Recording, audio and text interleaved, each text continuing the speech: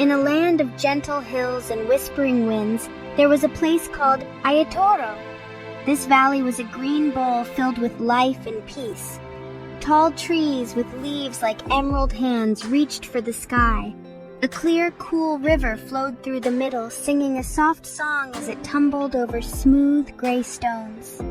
The air was always sweet with the smell of wildflowers and damp earth after a morning rain. The people of Ayetoro loved their home very much. They knew every path, every flower, and every secret corner of their beautiful valley. It was a place where laughter was as common as the sunshine. Living in this peaceful valley was a young girl named Omotayo. She had bright, curious eyes and a smile that could warm the coldest heart. Omotayo loved to run through the tall grasses, chasing colorful butterflies and listening to the stories the wind told through the leaves. Her favorite person in the whole world was her father, Baba Akinleye. He was a very tall and strong man, with shoulders as wide as the ancient baobab tree at the village center. Baba did not speak much, but his silence was full of love and kindness. His hands, though strong enough to lift heavy logs, were always gentle when he held hers. Baba Akinleye's strength was known throughout the valley of Ayetoro. The villagers saw it when he built his home with his own 2 hands, placing each stone with careful thought. They felt it in the quiet way he would help a neighbor mend a fence without ever being asked. He didn't need words to show he cared. His actions were his language. Omotayo understood this language perfectly. She knew his quiet nod meant well done, and a soft pat on her head meant I'm proud of you. His presence was like a sturdy mountain, a silent promise that everything would always be all right in their wonderful home. Every evening, as the sun painted the sky in shades of orange and purple, Baba would sit on their porch. Omotayo would sit beside him, her small head resting against his strong arm. They would watch the fireflies begin their nightly dance, blinking like tiny stars that had fallen to the earth. He would point to the constellations, telling her their names in a low, gentle voice. These were the moments Omotayo cherished most. She felt completely safe and loved, wrapped in the quiet strength of her father, in the heart of their beautiful, peaceful valley, a place she believed would be safe forever. But one day, a strange feeling settled over the valley of Ayetoro. The air, usually so sweet and fresh, became heavy and still. The birds stopped singing their happy songs, and an unusual silence fell upon the land. A strange, hazy orange glow appeared on the horizon, beyond the tallest hills that protected their home. The villagers looked towards it with worried eyes, whispering to each other in hushed tones. They had heard stories from their grandparents, tales of a mystical force known as Gabona, the Devouring Heat. It was a fire that wasn't born from wood or lightning, but from a strange, hot wind that hungered for green things. The Devouring Heat was not like a normal fire. It did not crackle and pop. Instead, it moved with a terrifying whispering sound, like dry leaves skittering across the ground. It didn't have bright dancing flames, but glowed with a dull, angry red, like a wound in the earth. The story said that Gabona could not be stopped by water, for it drank rivers and left behind only dry, cracked mud. It was a creeping terror that consumed everything in its path, turning lush green fields into black, empty deserts. The villagers of Ayetoro felt a cold fear grip their hearts as the orange glow grew brighter. Fear spread through the village like a shadow. People began to pack their most precious belongings, their faces etched with sadness and worry. They spoke of leaving the valley, of running from the unstoppable heat that was coming for their homes. "We cannot fight it!" one elder cried out. The stories say it is a spirit of hunger. We must flee. But while others panicked, Baba Akinleye stood still and watched the horizon. His face was calm, but his eyes were filled with a deep resolve. He looked at his home, at the river, and then at his daughter Omotayo, who held his hand tightly, her own eyes wide with fear. Baba Akinleye knew that running was not the answer. Ayetoro was more than just a place to live. It was their heart, their history, their legacy. He would not let fear chase them from their home. He squeezed Omotayo's hand gently, a silent promise passing between them. He would face this challenge. He would protect their valley. While the other villagers spoke of escape, Baba Akinleye's quiet strength began to form a plan. He would not use force against the fire, for he knew that was foolish. He would use something much more powerful, his wisdom, his courage, and his deep love for his home.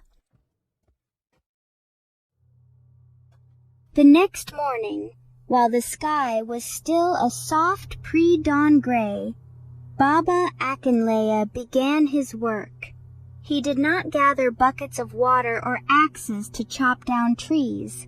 Instead, he took a simple, sturdy hoe and walked to the edge of the valley, to the very spot where the land began to slope up towards the ominous glow. Omotayo followed him, her small feet trying to keep up with his long, purposeful strides. He stopped at a narrow pass between two large rocks, the gateway to their home. There, with the first light of day touching the hills, he began to dig. He was not digging a deep trench, but a simple, shallow line in the rich, dark earth.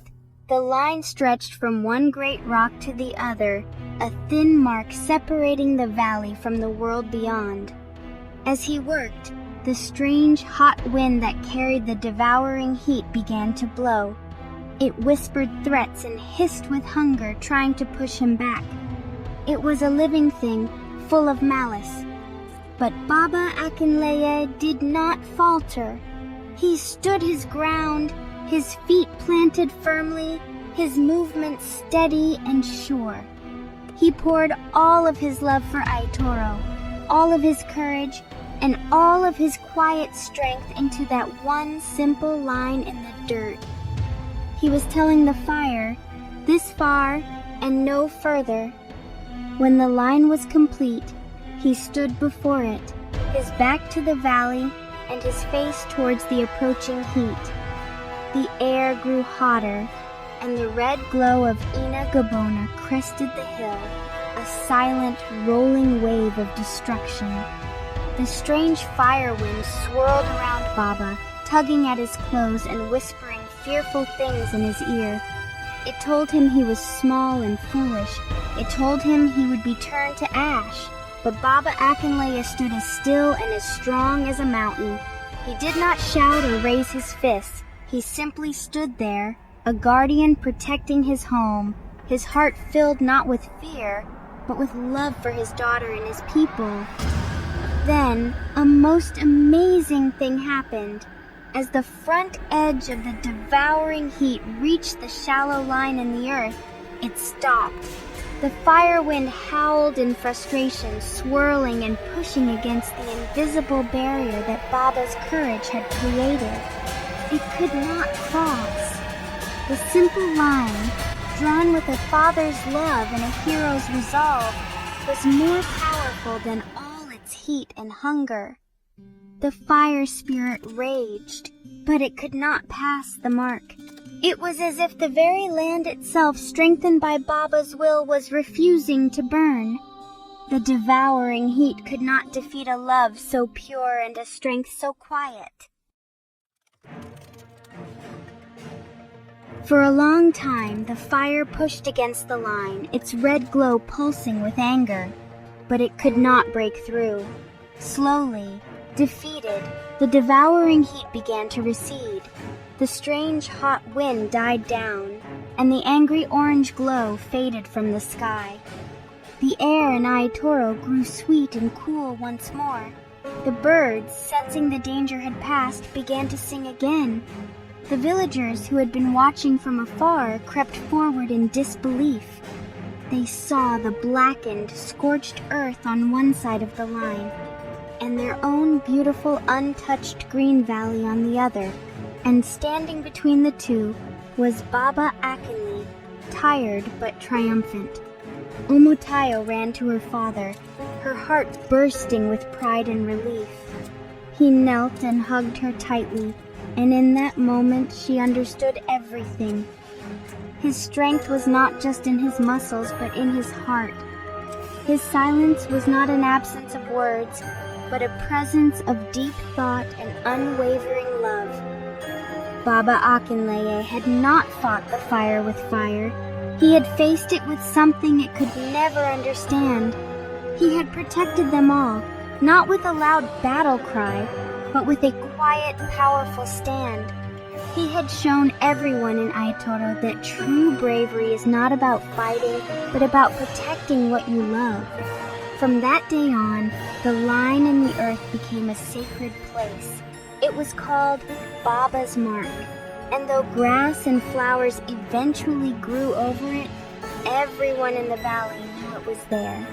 It became a symbol of their home's resilience and a reminder of the father who stopped the fire from crossing.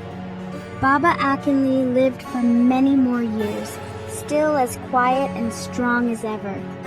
He taught Omotayo how to be brave without being loud, and how to be strong by being gentle and kind. He passed on his legacy not through grand speeches, but through his steady, loving example every single day. And so, the story of Baba Akinleye became a legend in the valley of Ayetoro. It was told to every child, a story to inspire them. The moral of this story, the great truth that Baba Akinleye left behind, is a simple one. The greatest strength is not found in noise and fury, but in the quiet courage that comes from a loving heart. It teaches us that one person, filled with love and resolve, can stand against the greatest fears and protect everything that is precious. And that is the most powerful legacy of all. A legacy of love, protection, and quiet, unshakable strength.